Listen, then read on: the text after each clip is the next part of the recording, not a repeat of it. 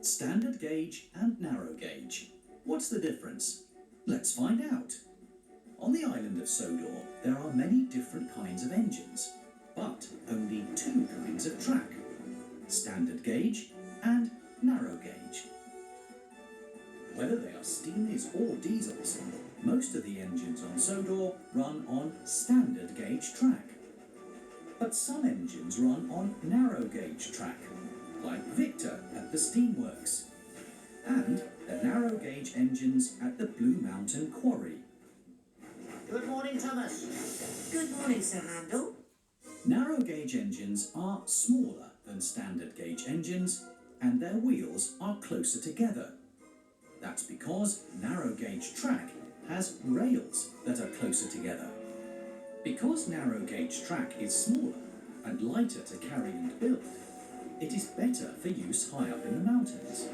And because narrow gauge engines are small and the tracks are narrow, they can make tighter turns in the mountains and other small spaces, like the Steamworks.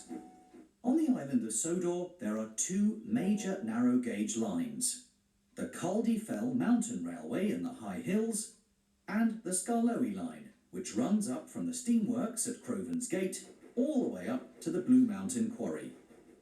The Fat Controller is in charge of the standard gauge lines on the island, and the narrow gauge lines are run by the Thin Controller. The wheels of standard gauge engines like Thomas are too wide to fit on narrow gauge track, and the wheels of narrow gauge engines are not wide enough to fit on standard gauge track. It's the same for narrow gauge trucks too. At the Blue Mountain Quarry, all the stone that's collected by the narrow gauge engines has to be transferred to standard gauge trucks before it can be taken on the Fat Controller's railway. Narrow gauge and standard gauge. Two different sizes of track for two different sizes of engine.